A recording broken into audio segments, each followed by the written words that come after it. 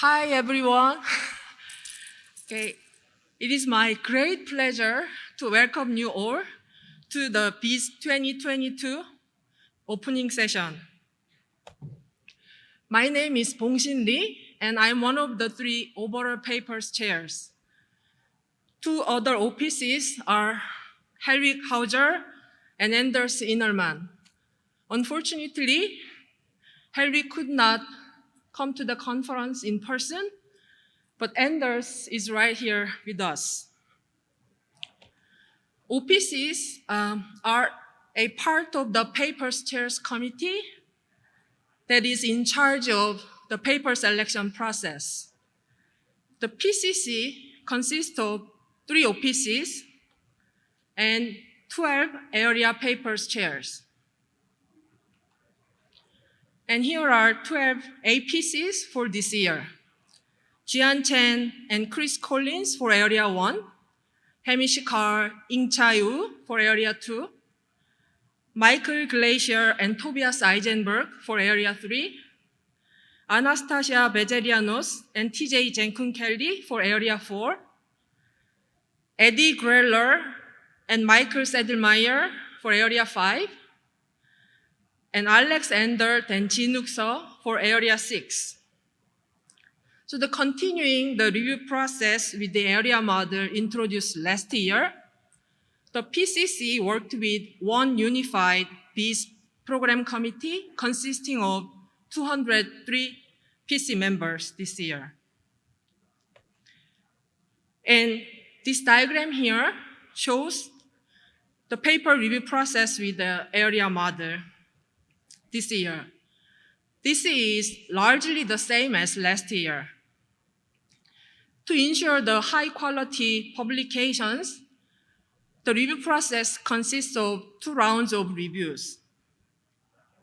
And each paper was assessed by 4 reviewers, 1 primary, 1 secondary, and 2 external reviewers.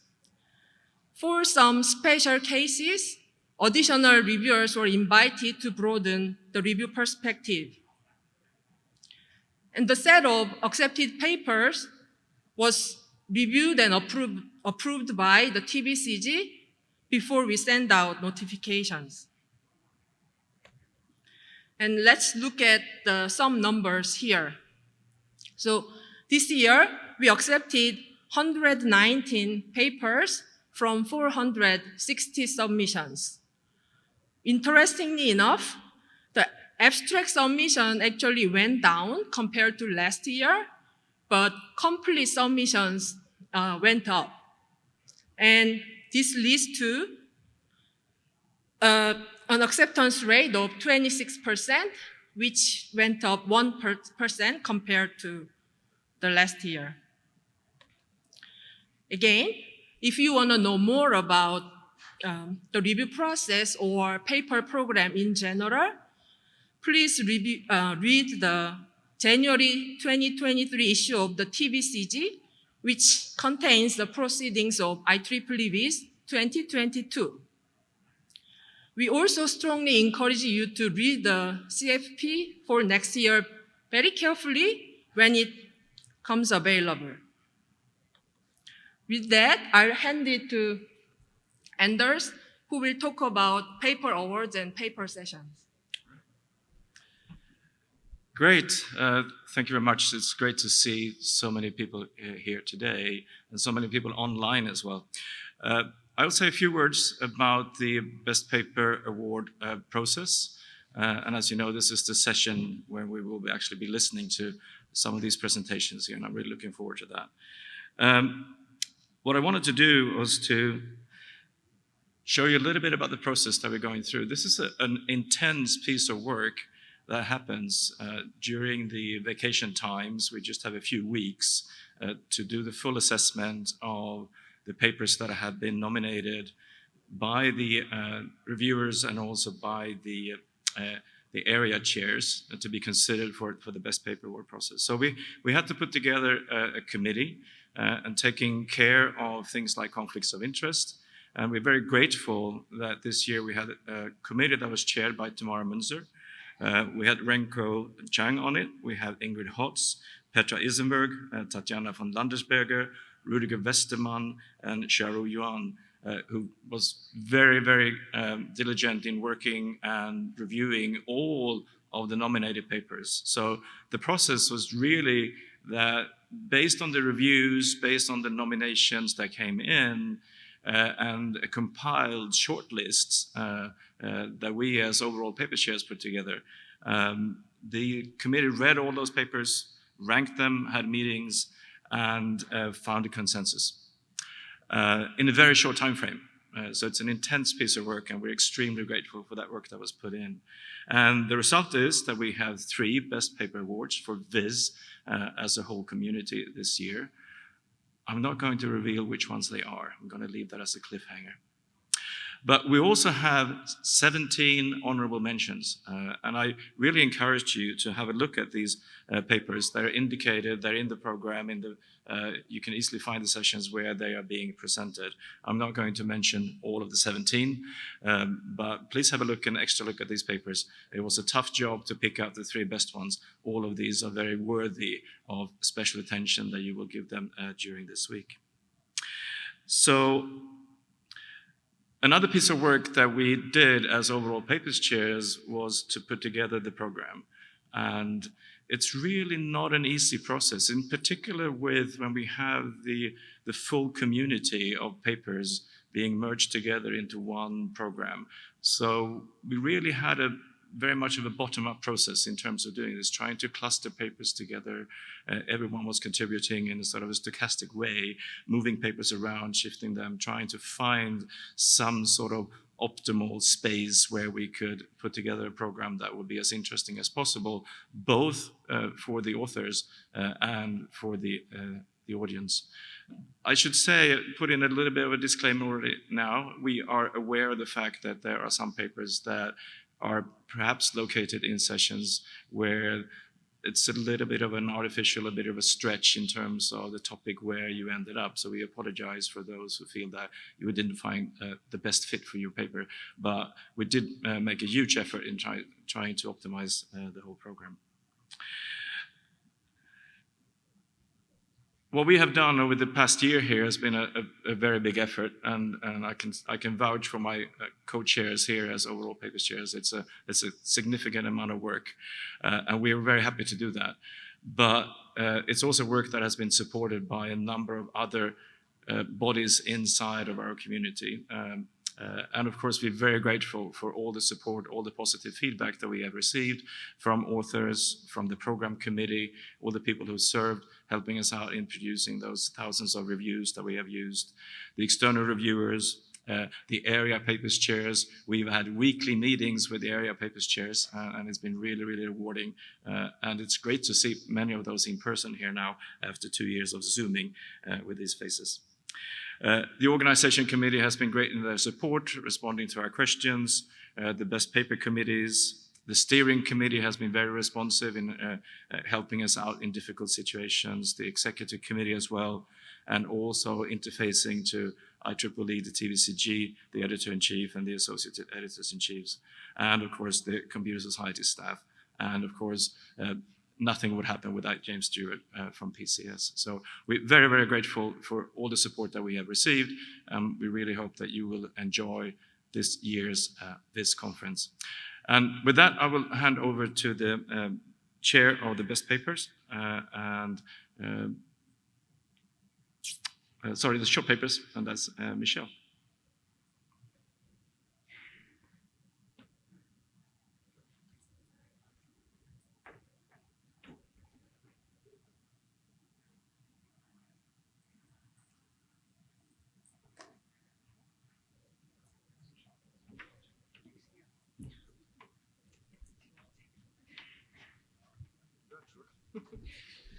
Hello, so welcome to the short paper opening. I'm here with 2 of my co-chairs.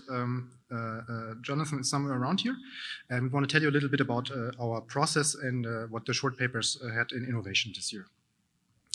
So our review process was pretty normal for short papers, as in previous years.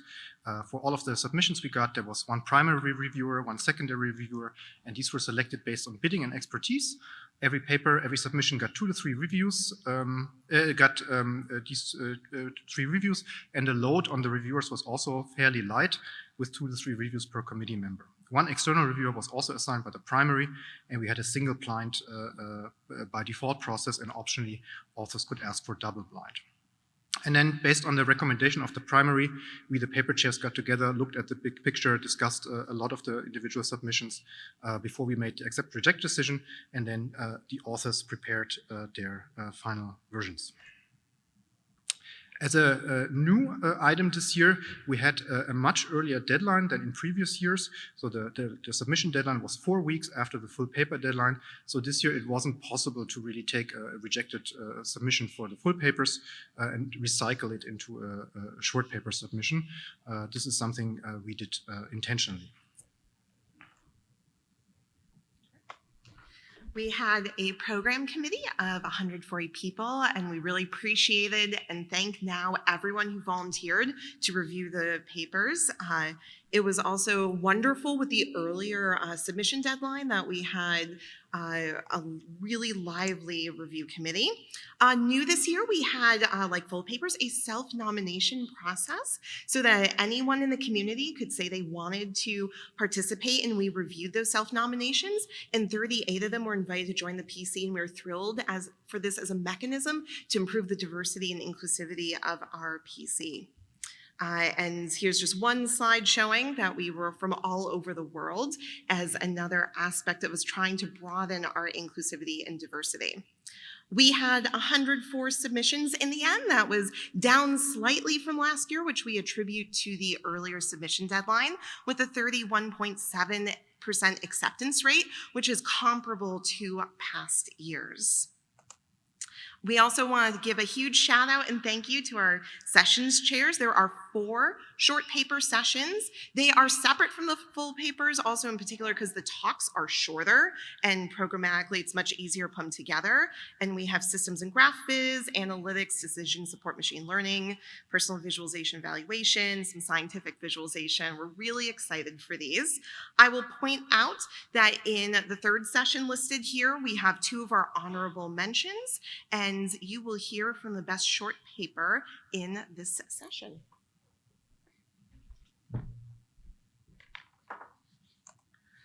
Okay, so I'm happy to announce the Best Short Paper and Honorable Mention Award. So we have a wonderful committee of 3 persons, Inocho Bertini, Min Chen, and Kwang Liu Ma. So they are given a list of 7 the most highly ranked paper and then come up with their decisions.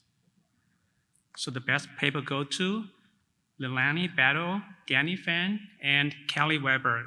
The paper title is Exploring D3 Implementation Challenges on Stack Overflow.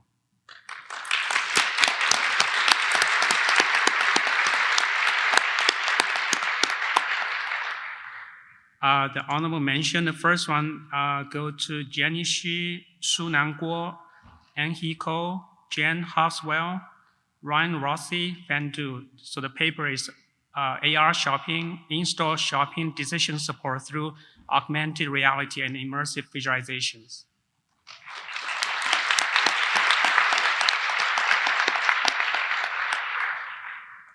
The second honorable mention go to Mao Yuansun, Yue Ma, Yuanxin Wang, Tianyi Li, Jian Zhao, Yu Jun Liu, Ping Suo Zhong. So the title is Towards Systematic Consideration of Missingness in Vision Analytics.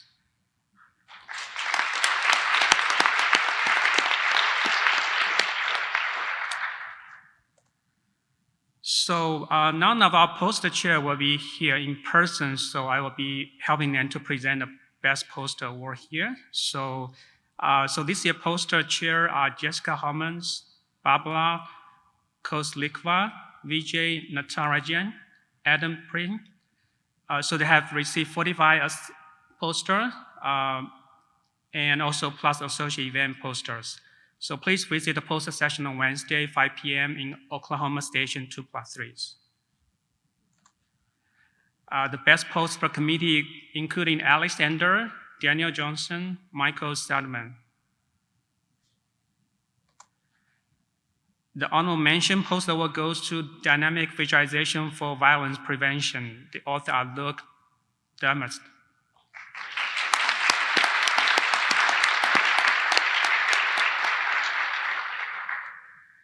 The second honorable mention goes to Processing Fluency Improve Trust in Scatter Plot Visualization. The author Hamdi, Lace Padir, Cindy Sean.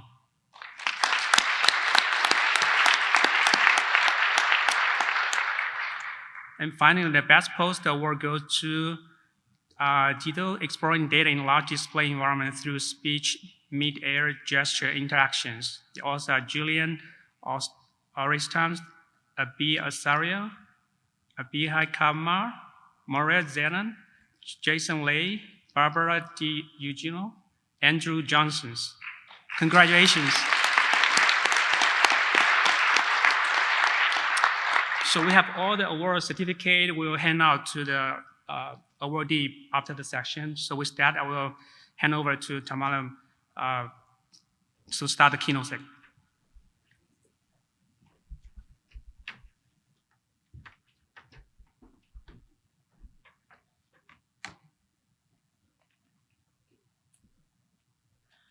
All right.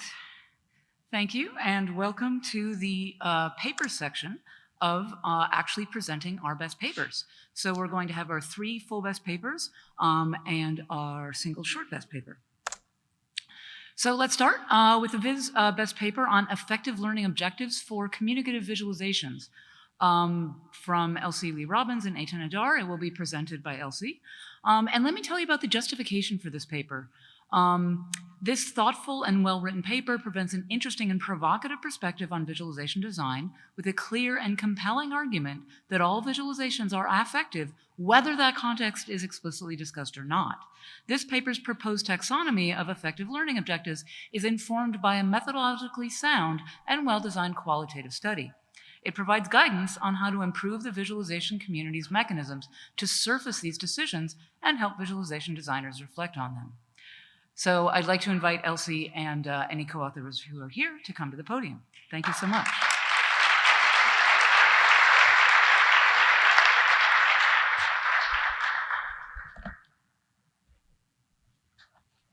Is there one of these? Which one of these do you need? Oh, here it is.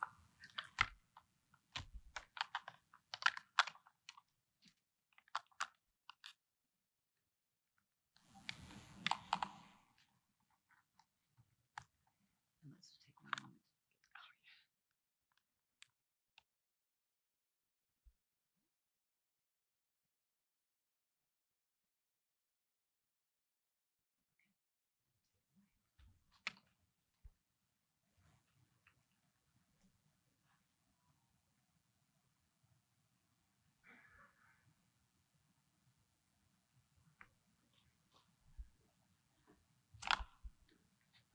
It's all good.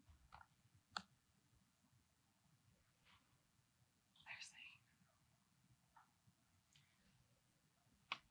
Currently projected.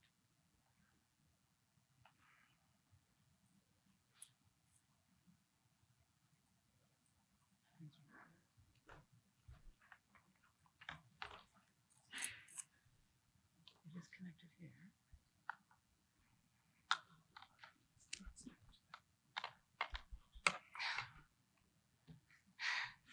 All right, let's get this out of the way. All right, thanks for your patience while we deal with some technical things.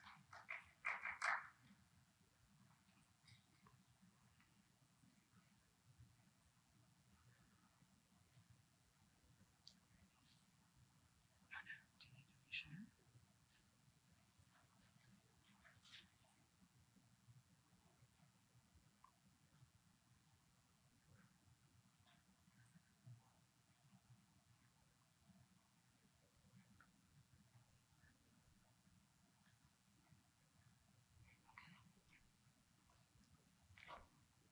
Okay. Hi, my name is Elsie Lee Robbins. I'm presenting joint work with Eitan Adar affective learning objectives for communicative visualizations. Data visualizations often have goals of communicating facts, insights, comparisons, and patterns. This visualization from The Economist shows the deaths per terawatt hours and greenhouse gas emissions for various energy sources. The designers have put nuclear in bold, so they might have a goal to communicate that nuclear power is a safe and clean source of energy. We can more specifically describe a potential goal as the viewer will recall that nuclear is a safe energy source.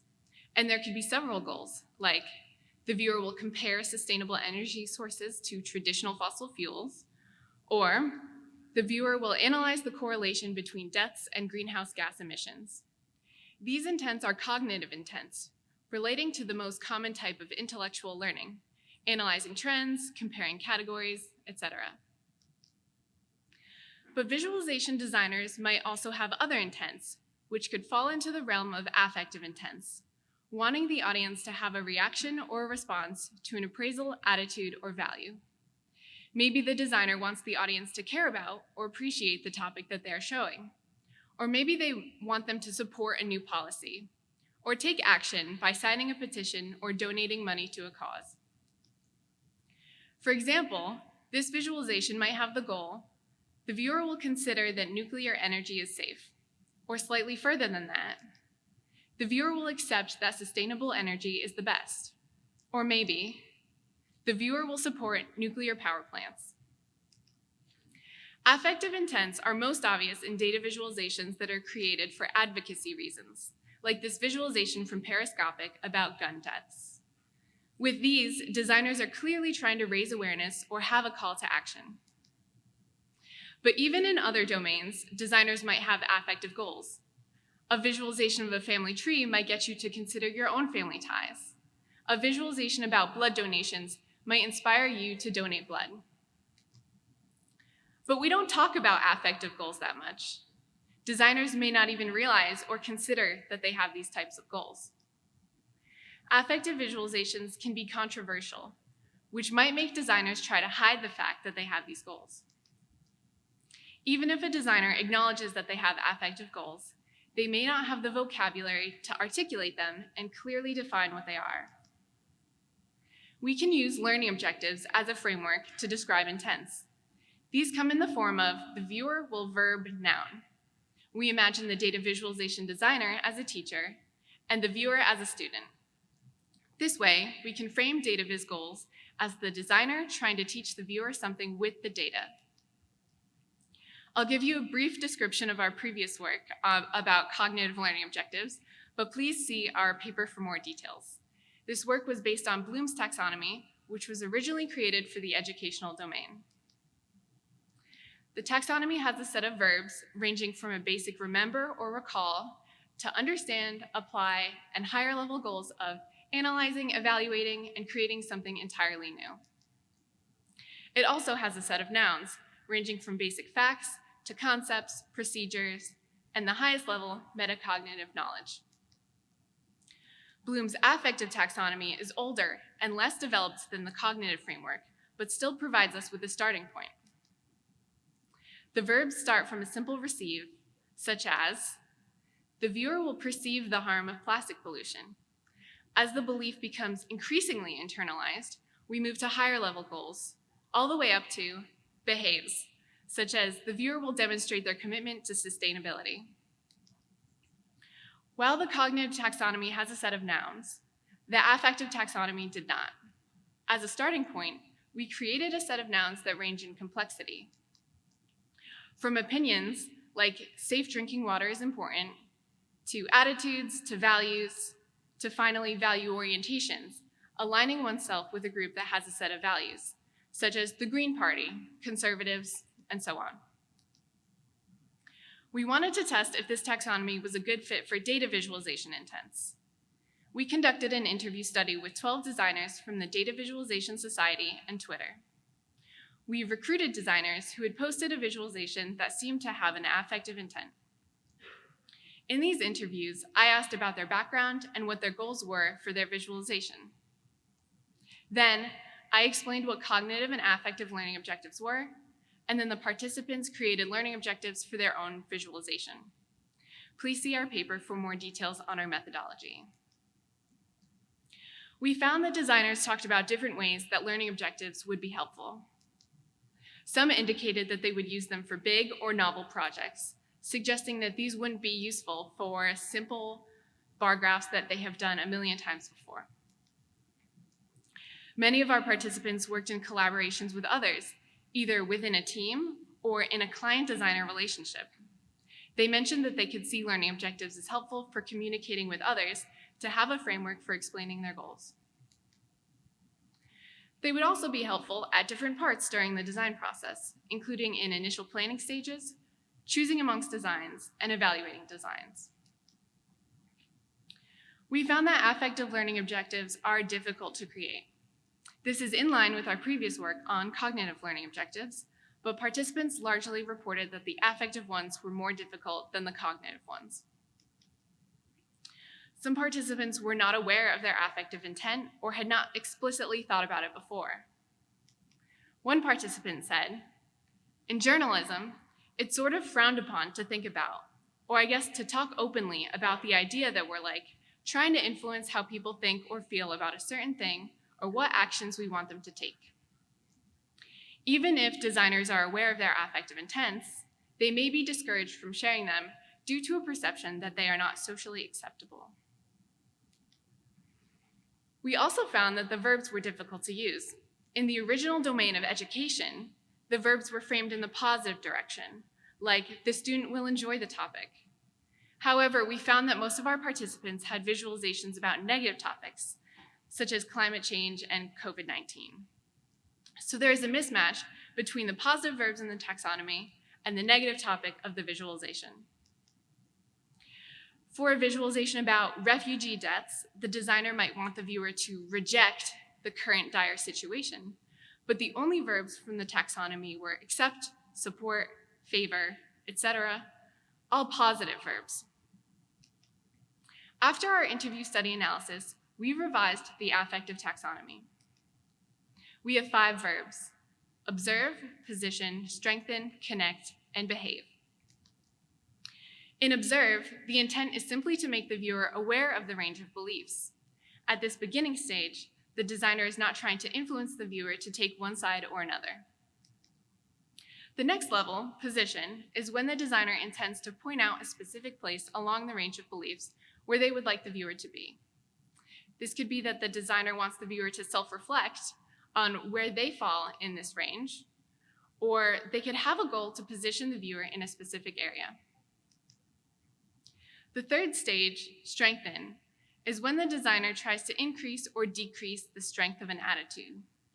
Here, the designer doesn't want the audience to only agree with the belief, but to deeply support it and to increase the intensity of their conviction.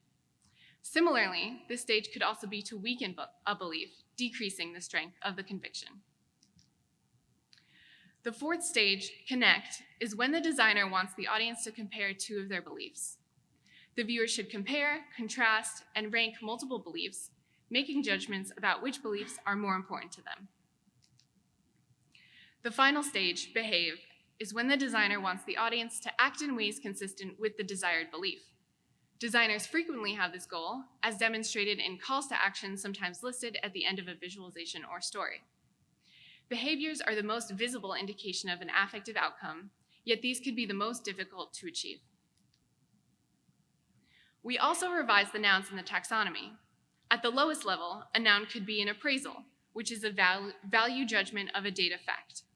For example, if a data visualization shows a state as ranking the highest in a measure, an appraisal could be that this state is the worst offender of this measure. Then attitudes, values, and finally value systems at the highest level. Here's an example of an affective visualization titled Juneteenth, an inflection point in the struggle for freedom. During the American Civil War, US President Abraham Lincoln issued the Emancipation Proclamation in 1863. Outlawing slavery in the Confederate States. But the news didn't reach enslaved people in Texas until June 19, 1865, also known as Juneteenth.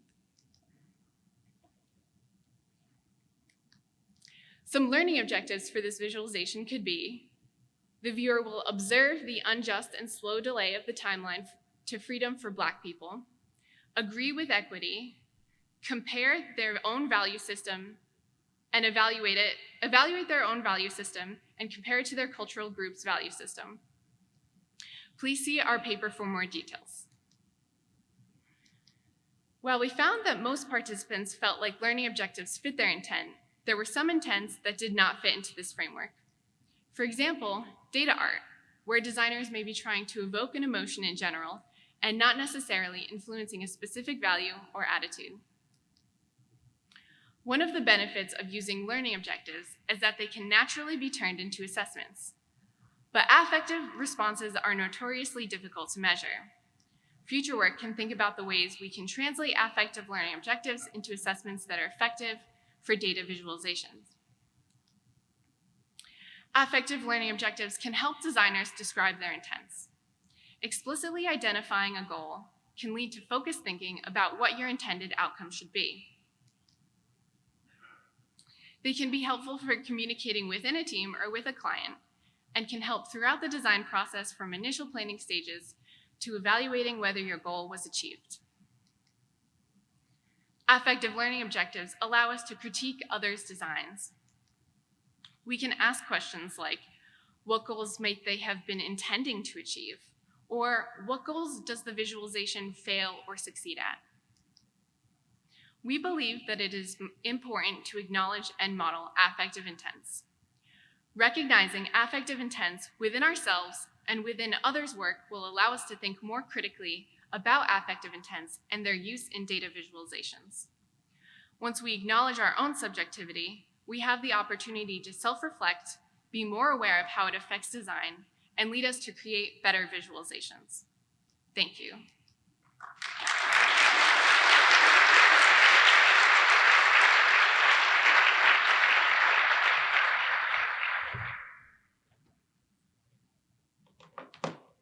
All right. Checking if this mic is on. We will have a few questions from Slido. The most upvoted one is from Andrew McNutt, who says, this framework focuses on designer goals, but how can we think about what goals the viewer might have? Yeah. Did everyone hear the question? No.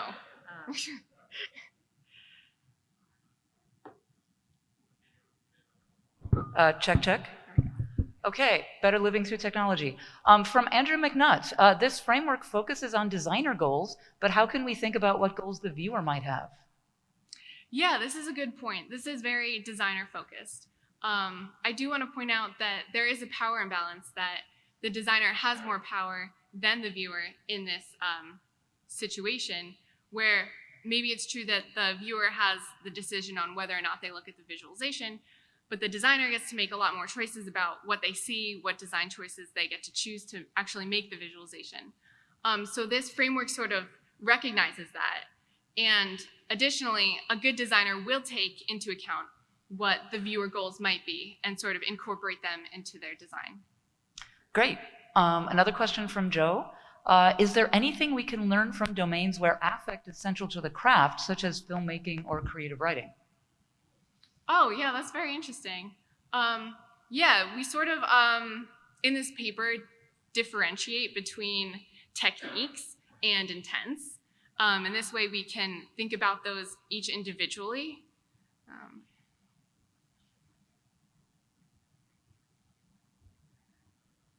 So different persuasion techniques might be logos, pathos, and ethos.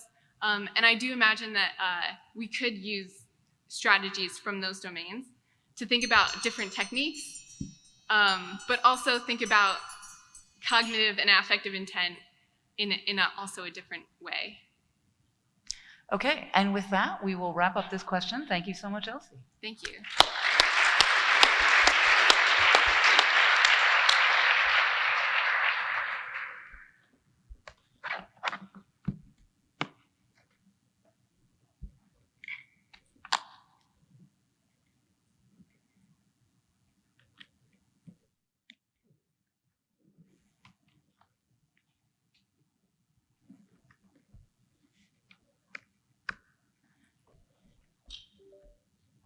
All right.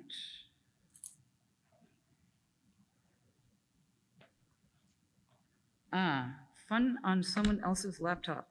But I have faith.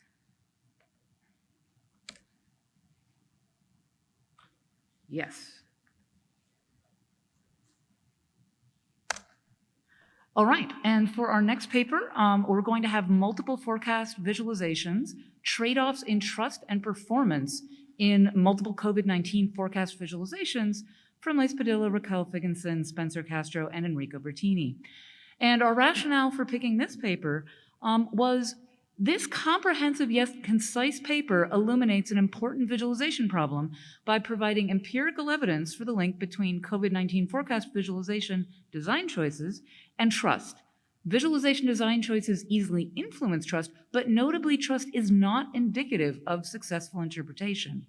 The methodology is exemplary with high ecological validity thanks to the use of real-world data and a pre-registered analysis plan for the first two studies, in addition to a third study clearly labeled as exploratory. This nicely executed investigation features insightful results that include actionable design guidelines. The release of both data and analysis scripts provide a foundation for future analysis and replication and exploration of this highly relevant topic. Blaise, take it away.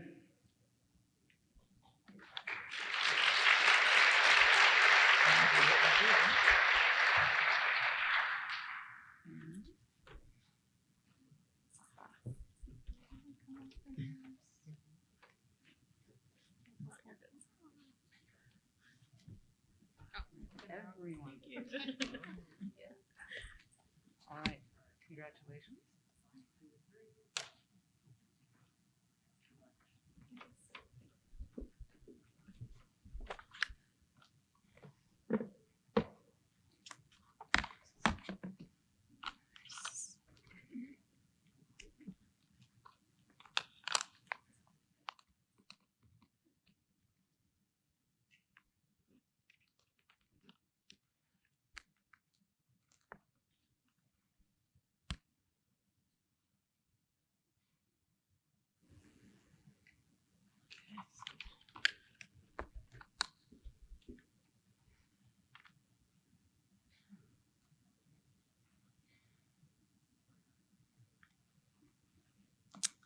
All right, thank you so much for that introduction.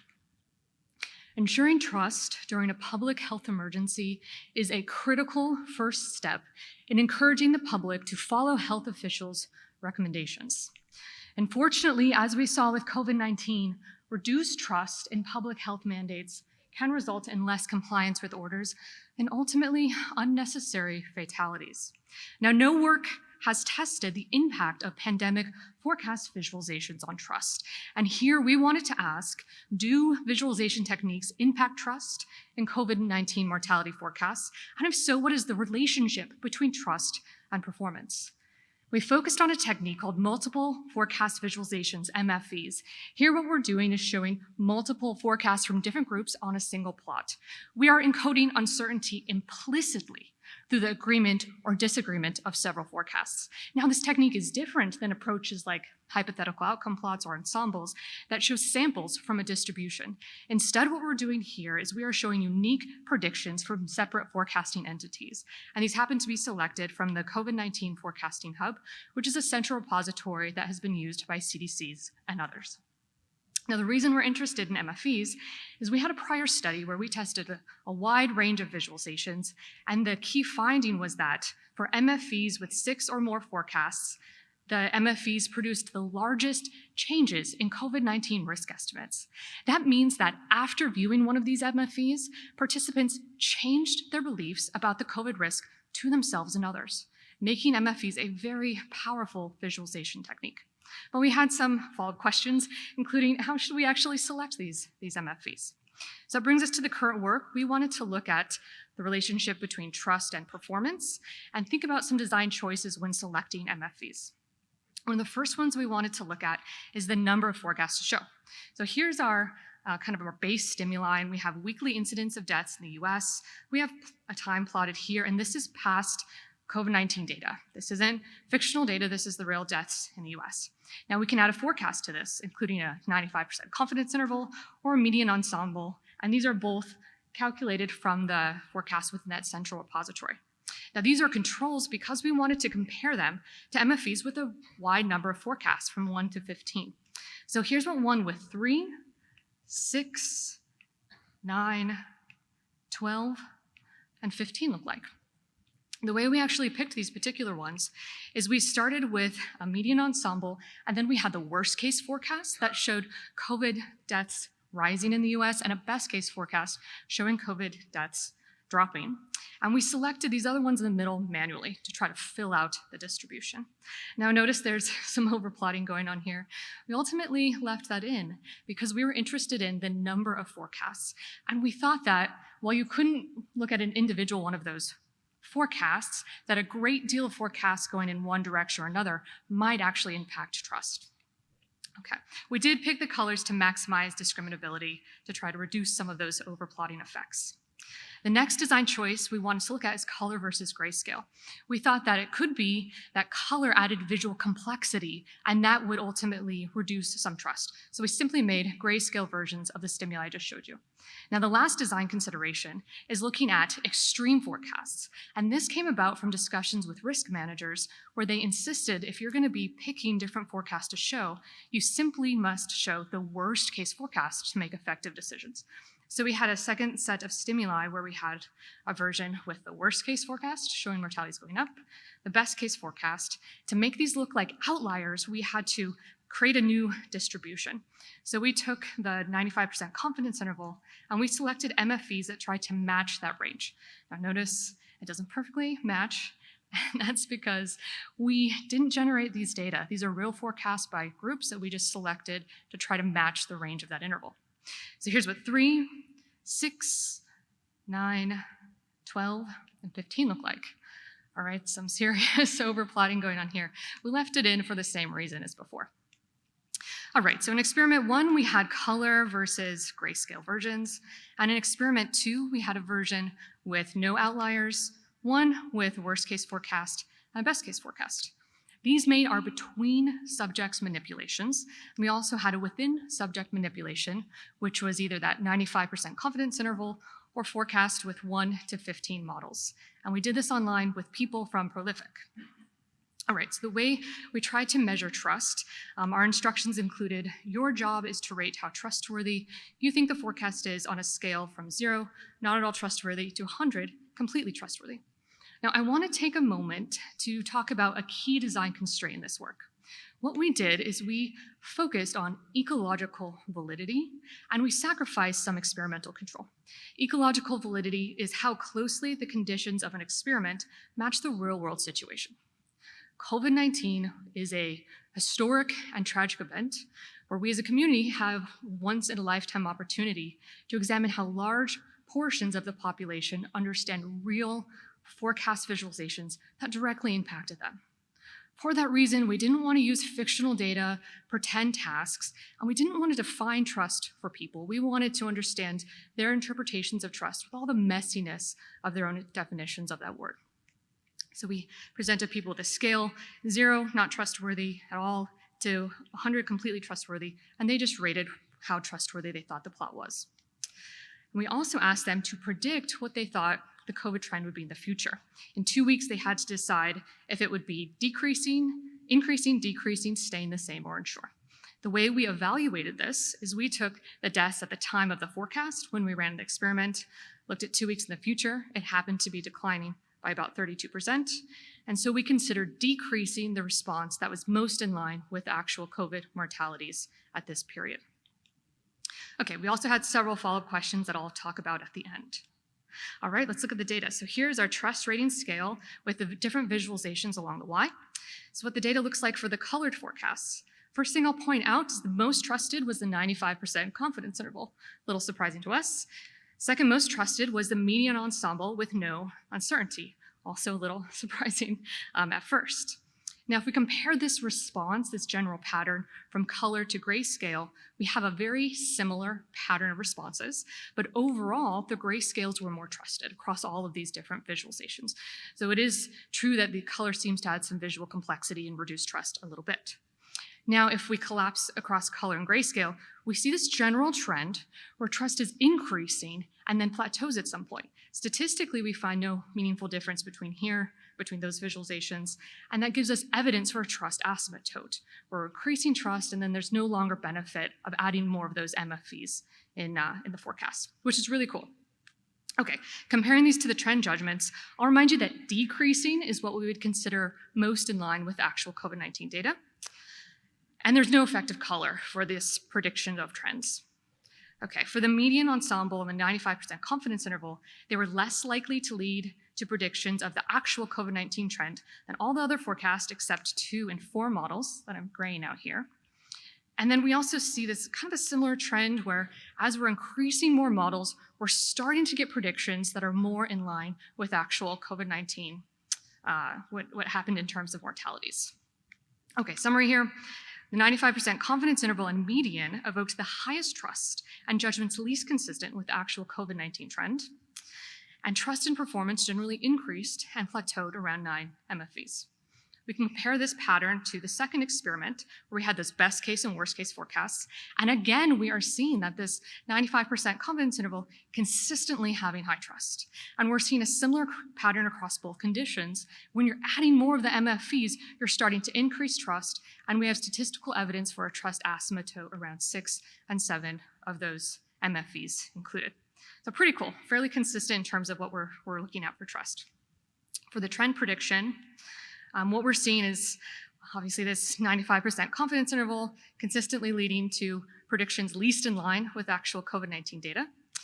As a whole, for the version that had the best case forecast that had the projection going down, all of those were slightly more accurate, which makes sense because the outlier was kind of going in the actual direction of the COVID trend. So that is good. The cool thing about these results is that when you had the outlier going in the opposite direction, as you're adding more MFEs, people became more resilient to that outlier model. So they became more in line with the actual prediction. Okay, summary, we've replicated aspects of experiment 1. And for that 95% confidence interval, it had high trust and judgments least consistent with the actual COVID-19 trend. If you're like me, you might be thinking, what's going on with this 95% confidence interval? Why is there such high trust?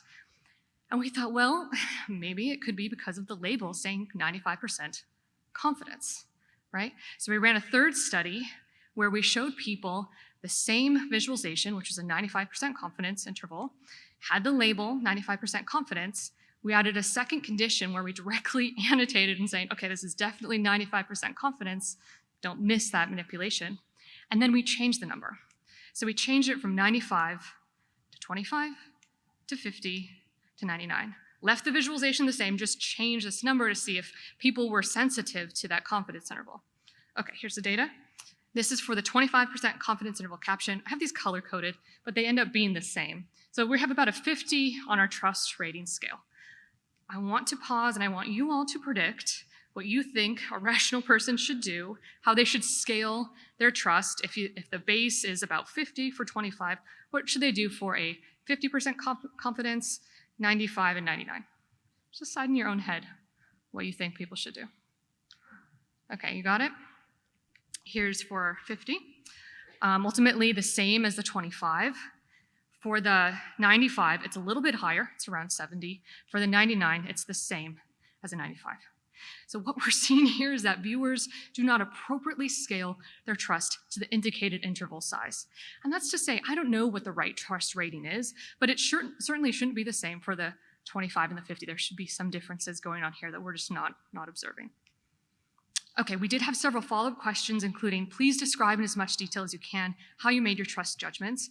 We had 1,500 of these open-ended responses that we had 2 coders independently rate and created an inter-rater reliability score that allowed us to determine which were the most common among these responses. And the most common for this one was that people were aware that they calibrated their trust ratings to the number of forecasts, which is interesting that they knew they were doing it, but there was 2 groups. So one group trusted more forecasts.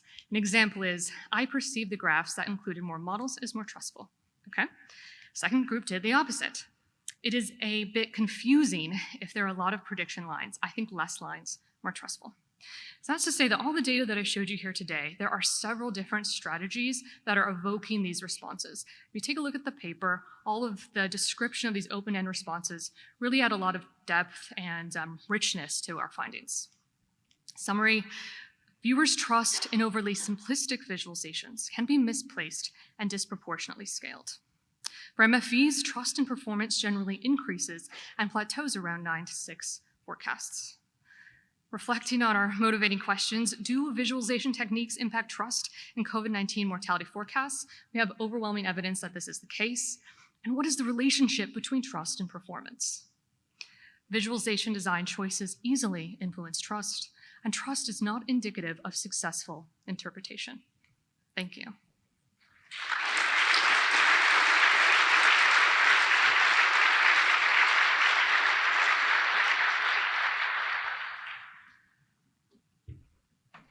While she's getting set up, I want to extend a huge thank you to the Best Paper Review Committee and also the reviewers of this work. This was a really good example of how we had some very generous reviewers that were willing to help us make the paper much stronger. It's a thankless job, so thank you to everyone who contributed. All right, and thank you also to those who have been putting questions into Slido. I encourage everyone to do that both in this room and online so that we can be upvoting. So the current most popular one from Danielle, what role do you think the overall variance and or internal consistency amongst forecasts play in trust? I think this is a huge part, and some of the open-ended responses alluded to that, looking at the consistency among those forecasts, and they would actually use that as their primary calibration. When you're selecting those, I think you have to decide carefully how you're going to form those distributions. And there's certainly more ways to go about selecting the distributions that we've talked about here, including potentially picking the 10 best performing models from the previous 2 weeks, that type of thing. But I think the internal consistency, I think, is what people are really attuned to, even if they're not necessarily describing it in that way. Thank you, Danielle. And another question from Michael Crone. Can you elaborate a bit on why you chose not to show both the 95 CI and the min-max outliers? We did have one condition that had the 95 with just the lower outlier and the 95 with the upper outlier, but we didn't do one where we showed both. Ultimately, because we didn't have a full condition where we showed the upper and lower and then the internal ones. I guess we could have done that. And one quick last one. From Francesca Huth, did you get information about participants' previous opinions or exposure to media reports and correlate your results? We did not for this particular one, but the previous experiment we did. We had a measure of if they had COVID, their knowledge about COVID, and quite a few demographic pieces of information. So if you want to know more about those individual differences, if you take a look at our previous paper, it breaks down all of those impacts on people's risk perceptions with these visualizations. All right, thank you so much. Thank you.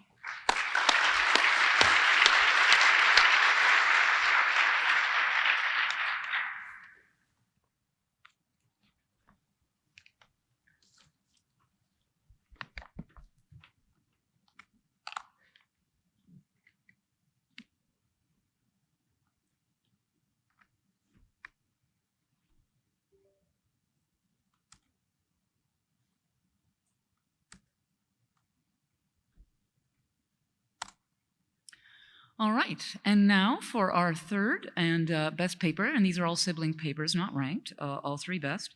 We have uncertainty-aware multidimensional scaling from David Hegela, Tim Craig, and Daniel Weitzkopf.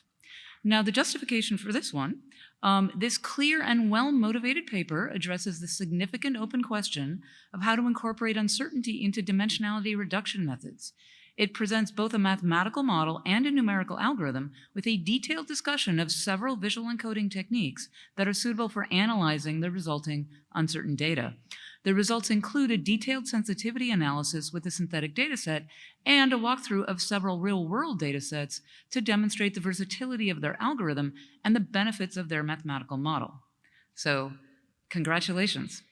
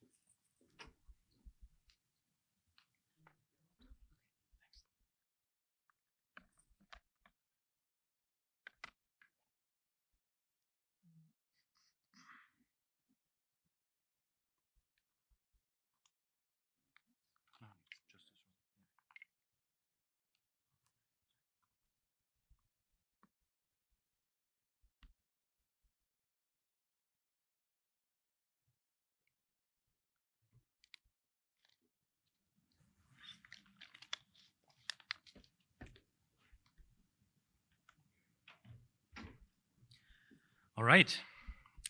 So, welcome to this presentation of our paper on uncertainty-aware multidimensional scaling.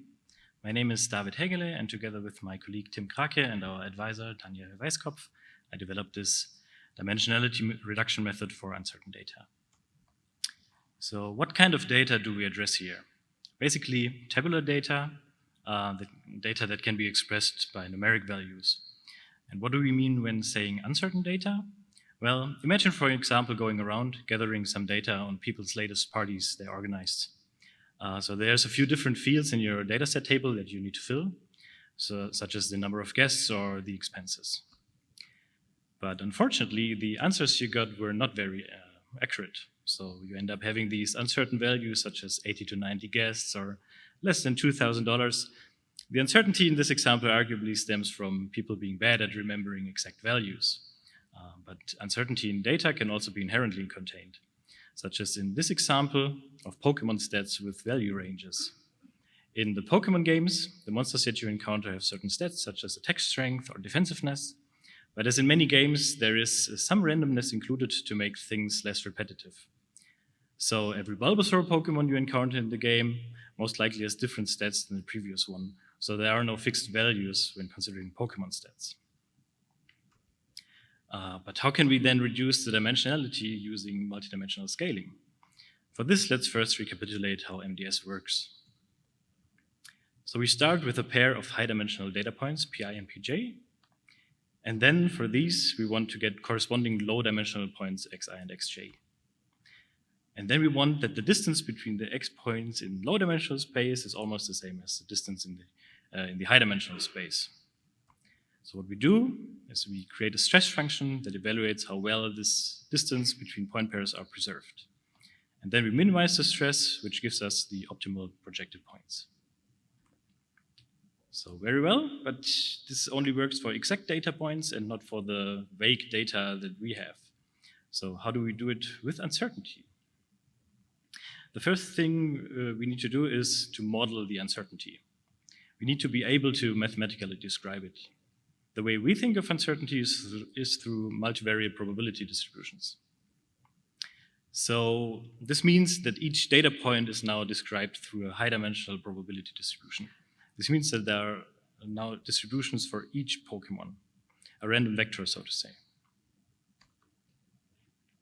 Now, to explain our concept, we will illustrate the high-dimensional space as two-dimensional and the low-dimensional space as one-dimensional. So the core idea is that we can draw sample pairs from our data distributions, so we can take a look at possible realizations of the random vectors. And we can get as many samples as we like. So let's collect a lot of them. Actually, let's collect infinitely many. So in concept, we have a very large set of samples. And then we perform MDS on these samples.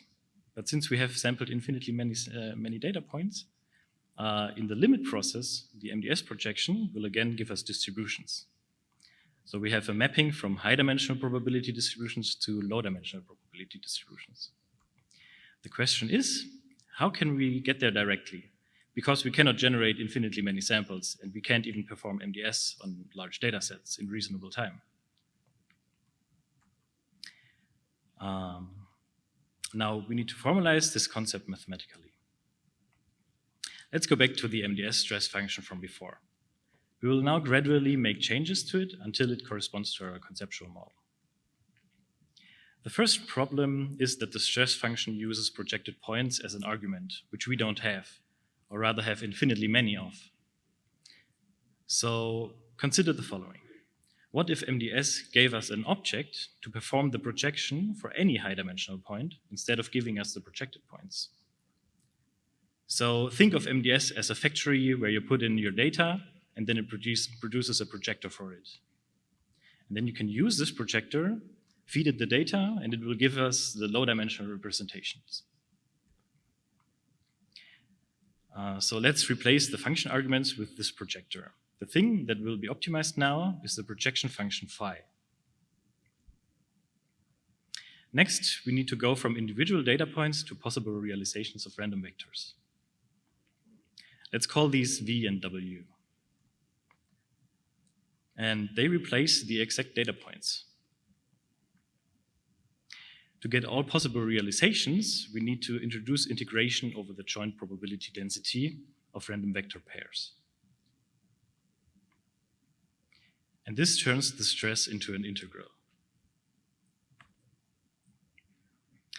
So this is now our generic uncertainty-aware multidimensional scaling stress.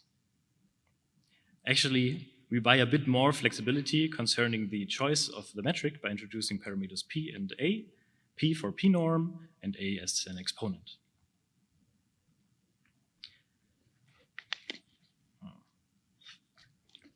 So the generic stress is still a bit abstract, and we need to derive something more concrete from it. In our paper, we derive an algorithm for normal distributions. So the first thing we need to do is choose parameters p and a. So we use p equal to 2, which is the Euclidean norm, and the exponent to be 2, which helps us getting rid of the implied square root in the norm.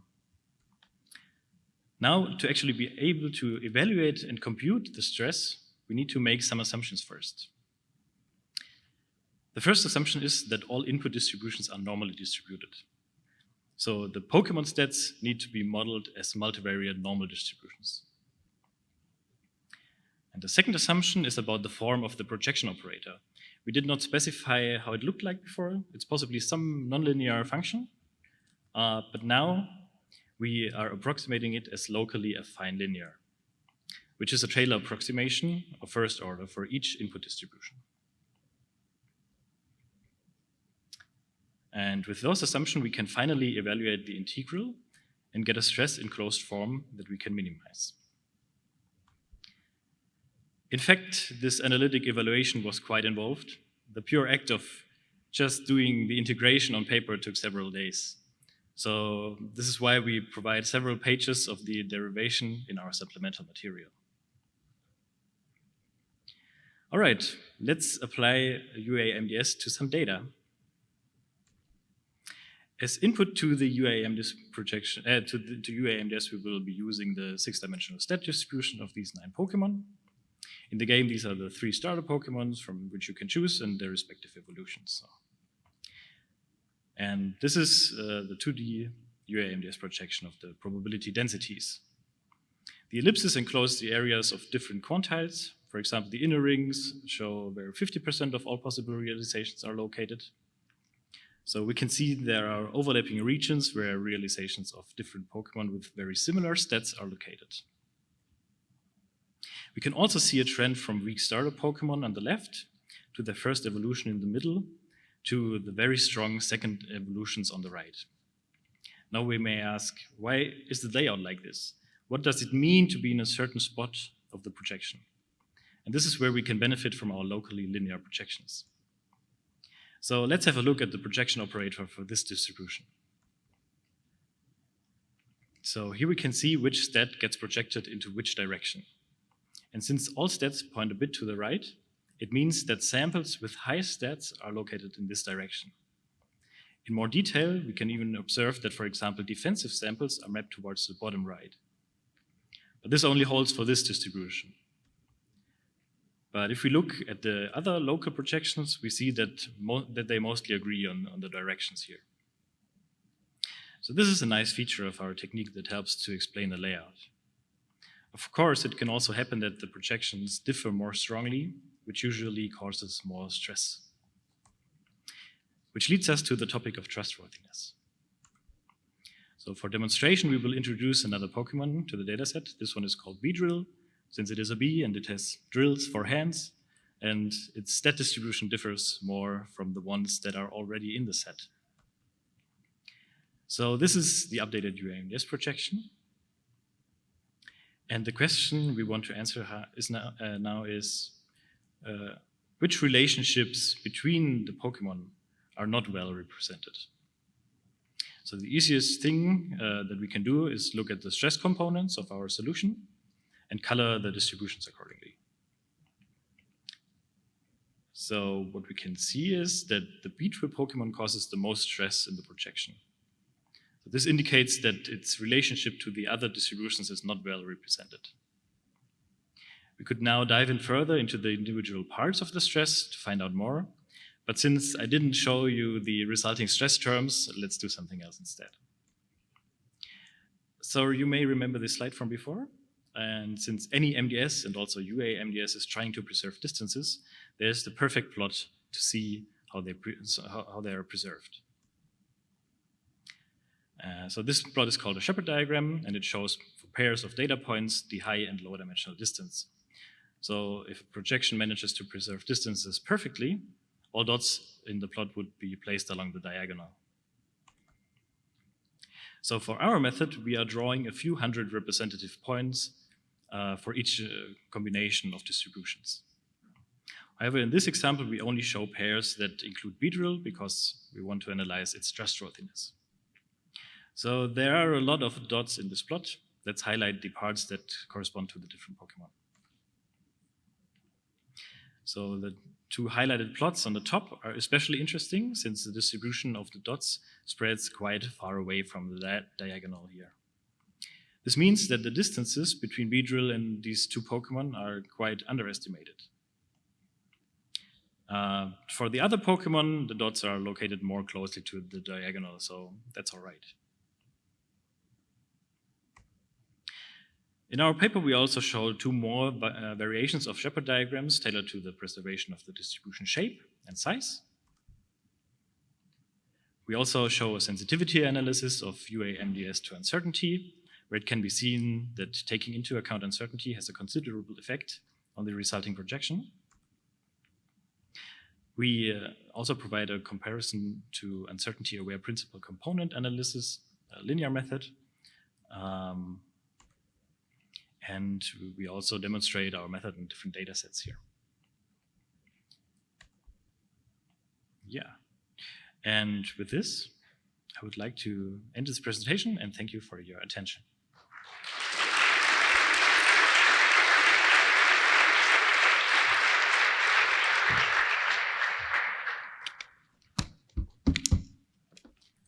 All right, thanks very much.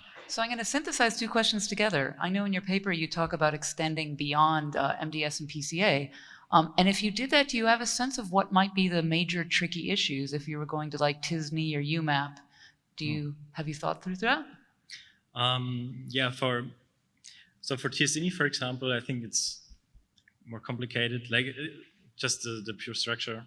And also like for TSNE, you have these neighborhoods, which are a little bit different than distances. And I think it's more complicated to introduce these probabilistic neighborhood things into TSNE.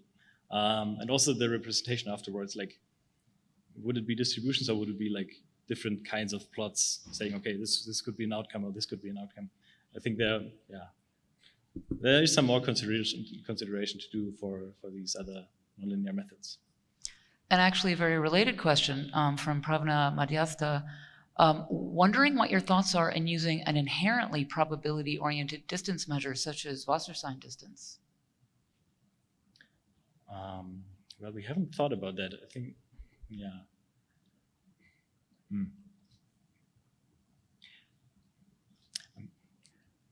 Yeah, I think we should do that maybe.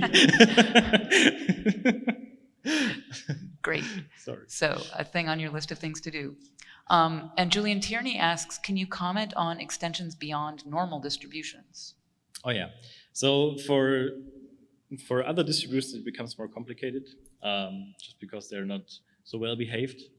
And in those situations, for our approach, it would mean that you would have to include all possible, or like have a set of possible distributions and then do the derivation of the stress with some, for each of them basically in all combinations, which is kind of infeasible.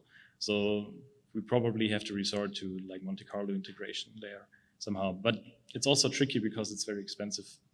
And yeah, we have to think about it, but yeah. Okay, fantastic. Thank you so much.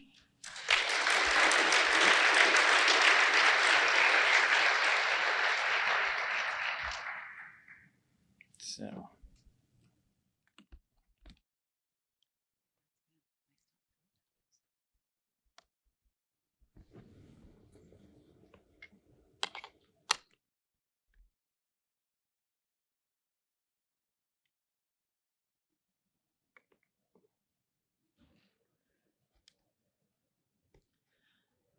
All right. And my apologies for us running a bit over. But we have one last paper, last but not least, but shortest, because we have the short paper Best Paper Award. So this is Exploring D3 Implementation Challenges on Stack Overflow from Leilani Battle, Danny Fung, and Kelly Weber. And it will be presented by Leilani.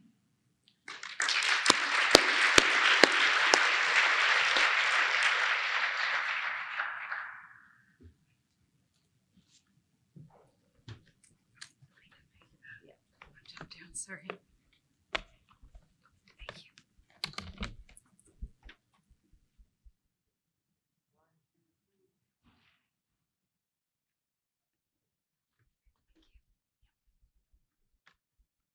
Thanks.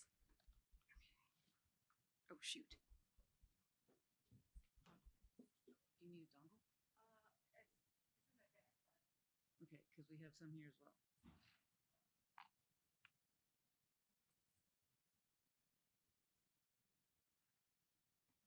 There's USB-C and Thunderbolt here.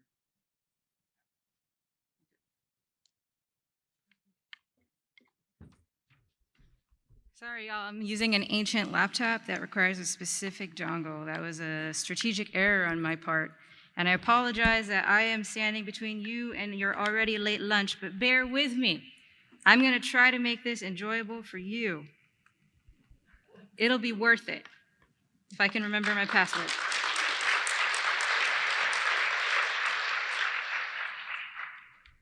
Okay. Dongle. Funny joke.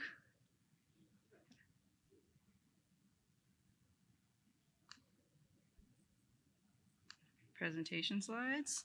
Check, check, check. All right. Let's get started. So I hope, at least as of last year, you've all heard of D3. But I like to think of it as an incredibly popular tool online, but also in academia. Despite this, it can also be difficult to learn and to master. For example, we've seen thousands of people asking questions about how to program in D3 and how to fix their D3 programs. So in this research, we sought to answer this question of how could we analyze the different ways that many different people use and sometimes struggle with D3, but with an eye to possibly analyzing other popular visualization tools beyond D3. So to this end, we make a number of contributions in this work. So we introduce a new approach to analyzing visualization tool usage via online forums, specifically Stack Overflow. And through this analysis, we surface common usage patterns around D3. We provide empirical support for common knowledge assumptions often made about D3 and how it's used. And based on our findings, we propose new research directions.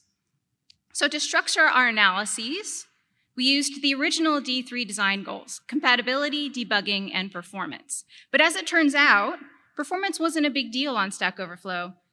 So we focus on the other two goals with these questions in mind. How is D3 used in conjunction with other tools and environments?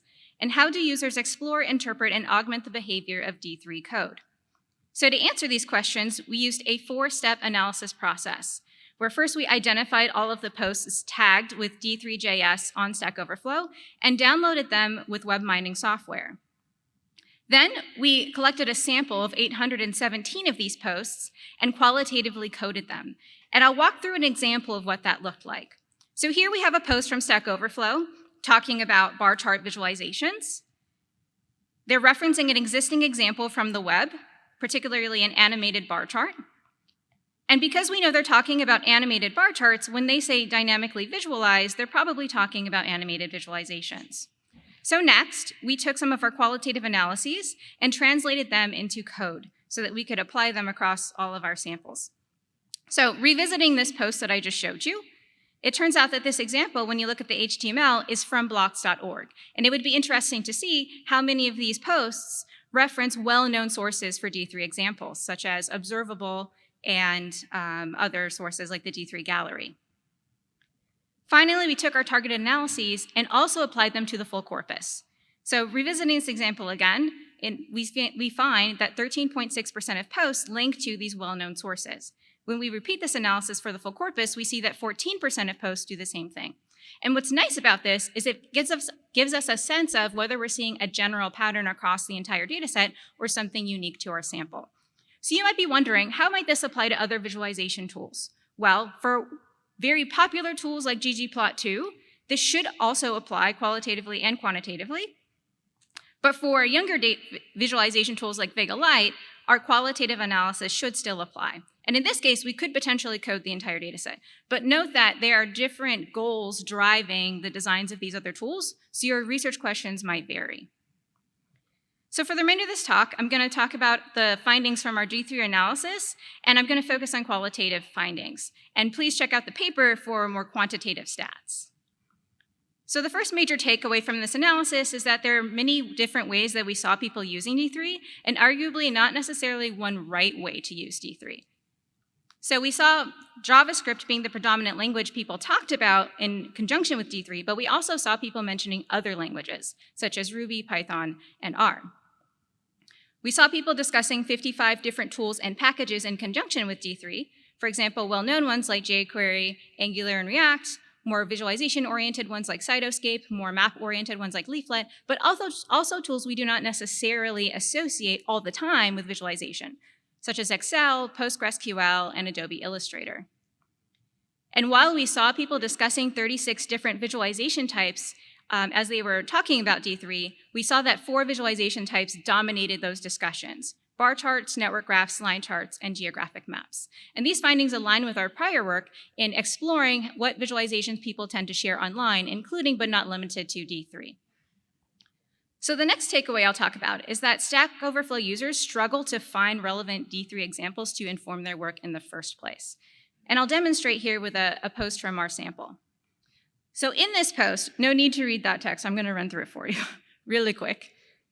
In this post, what the user wants to do is dynamically change the domain of visualization. So let's say their visualization is a line chart, just for fun. What the user wants to do is have an interactive widget where you can input different domain values, and then the visualization automatically updates accordingly. So in describing this behavior, it wasn't that hard for me to do that for you. But imagine being a D3 user trying to search for an example online that exhibits this specific behavior. It's actually pretty hard to do. I know because I tried to do this myself. I like to think I'm somewhat of an expert in VIS, maybe compared to a lot of Stack Overflow users, but even I struggled to find a relevant example earlier than 2013 that would answer this post. And this points to a more fundamental problem that we observed in this analysis, which is that it seems our community lacks methods for finding visualizations that exhibit specific behaviors and not just containing specific visual elements or method calls. So the last takeaway I'll mention is that even when you can find a relevant D3 example, it can be hard to separate the relevant code that you want from the irrelevant code that you don't. And I'll demonstrate with a third example. So in this example, what the poster's trying to do is recreate a visualization example they saw online that uses Top-JSON meshes. But the problem is that they're struggling with the Top-JSON mesh part. So what's interesting about this is that the answer to this post is that, oh, you don't need Top-JSON meshes at all. Here's a recreation of the example you linked to that removes them. And I actually took a look at these two examples, and there's only subtle differences between the two, which can be problematic for, say, new D3 users. So here's the code. Tell me how it behaves, go. But just imagine being a new user having to sift through all of this code, trying to figure out what you actually need and what you don't, and what's working, what's not working. As it turns out, it's this D3 JSON call that's not working. So just look at the sheer scope of what you don't need to fix. And then even when you zoom in on this, it's this code that's the offending code that needs to be updated. But again, the code right above it is so subtly different that it might not be obvious that you need to do that. And a question that came up from this analysis is, how do we encourage users to design visualization programs, not as atomic units, but as a collection of modular components to make it easier for not just themselves, but other people to build on these ecosystems of examples? So now I've talked about these 3 takeaways. What can we do with them as a community? So here are some possible opportunities. First, we could develop and test languages alongside the non-visualization tools and within the actual implementation workflows within which they'll be used. We could also improve the support infrastructure around the tools that we build and not just the tools and the languages themselves in order to better support our users. And finally, we could develop example design galleries strategically and possibly automatically. And what's nice about this is we have an opportunity to systematize the process by which we provide support and infrastructure for our tools. So say if our user chooses to switch to some other tool, they still get adequate support. So this project isn't perfect. It has a number of limitations. I'll just go into a couple. So not every single D3 user posts on Stack Overflow. I know, it's a shocker, but because of that, we don't represent every single D3 user in our analysis. That's a limitation. Another is that we didn't interview every single poster on Stack Overflow who mentioned D3, so we don't have rich demographic information about them. So here are some opportunities to directly extend our approach and our work based on these limitations. I won't go through them, but I'll just place them here. And to summarize, through this work, we aim to empower our community to study how thousands of people use popular languages like D3. And we introduce a new approach to analyzing visualization language usage via online forums, specifically Stack Overflow. And through this, we surface common usage and implementation patterns around D3. We provide empirical support for common knowledge assumptions often made about D3 usage. And then we propose new research directions based on our findings. So I'd like to wrap up with a point we don't often talk about in visualization, where this particular work took 4 years to publish across 5 different submissions, where the first 4 were as full paper attempts. And from submission to submission, it wasn't obvious to our team that our paper was necessarily getting that much closer towards acceptance. So I don't mention this to disparage our community, but I hope that is a sign of hope for you and everyone here. So if you're feeling down and you're really frustrated about multiple paper rejections, I hope that you'll continue to fight for the work that you believe in, and we'll keep this paper in mind. So again, thank you so much for staying a little later, making your lunch a little later to listen to this talk. Thank you to everyone who gave us feedback on this paper over the years that we were trying to submit it. To the research team, these are actually 2 undergraduate women of color who've long since graduated from the University of Maryland, so this was an all women of color team. I just wanted to highlight that. And if you want to hear more, please check out the paper and our open source repository linked here. Thank you all.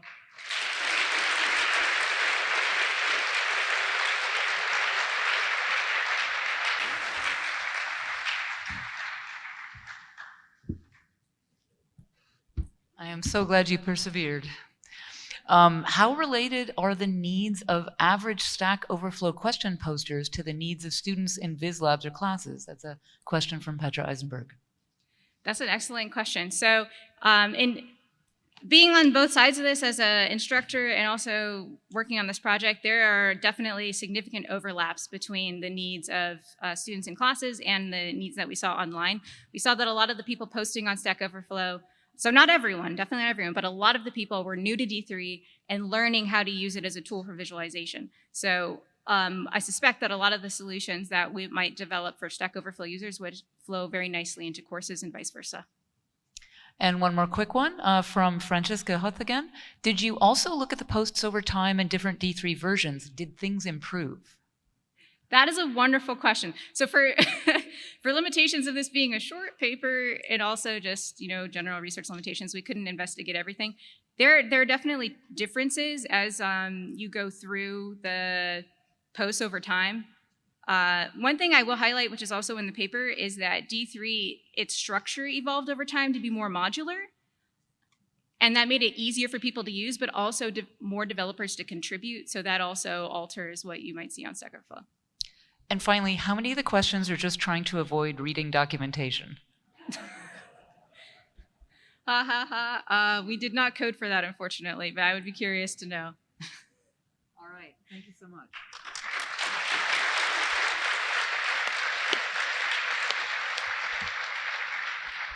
So I want to say thank you to all of our authors in this session and to you for staying through. Wish you a great lunch, and remember that we start again at 2.